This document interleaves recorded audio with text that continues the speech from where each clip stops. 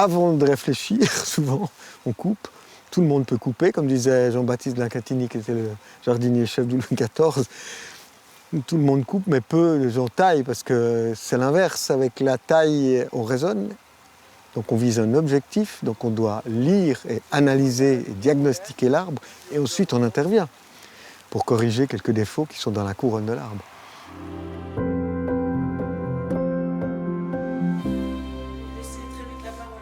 Dans le cadre du projet Toile Verte, né en 2018, on se trouve aujourd'hui chez un propriétaire privé de la commune de Bière qui, grâce au soutien du parc Jura-Vaudois, a planté des arbres fruitiers haute tige. Donc c'est dans ce cadre-là qu'on est là aujourd'hui parce que tous les 2 ans, on organise un cours de taille fruitière à destination des propriétaires qui ont planté avec nous pour qu'ils puissent en fait acquérir les bases pour l'entretien correct de leurs arbres fruitiers. Alors il est essentiel de les entretenir pour les maintenir en vie, pour ralentir le phénomène de vieillissement.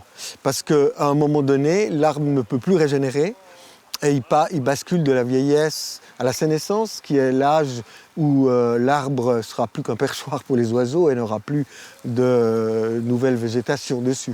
On devrait avoir un tiers de vieux, un tiers d'adultes et un tiers de jeunes, pour que le renouvellement se fasse logiquement d'une manière continue.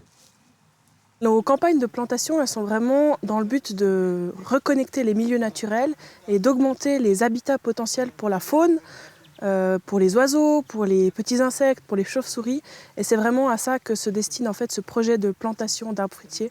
Et aussi, ça permet en fait de valoriser le patrimoine local parce qu'on plante que des arbres fruitiers d'anciennes variétés qui étaient là à la base dans la région. Donc c'est vraiment aussi une préservation du patrimoine, je dirais, local. Alors les vieux arbres, c'est vraiment là qu'on a les réservoirs de biodiversité très importants. Insectes, oiseaux, champignons, lichens, mousses. Il y a une rugosité des écorces qui permet tout ça, hein, c'est extraordinaire. Et puis il y a le fait que les branches qui sont sous les couronnes dépérissent progressivement et abritent des champignons ou des insectes qui aiment ces bois qui sont à moitié décomposés sur place. Le bois mort, paradoxalement, c'est un monde vivant. Ça favorise un monde vivant. Donc on va élargir le spectre de la biodiversité d'une manière phénoménale grâce à ce dépérissement progressif de certains branchages dans les vieux arbres, absolument. Et c'est pas seulement une théorie. Je me rends compte vraiment que ça apporte très rapidement un plus, qu'il y a une vie qui s'établit.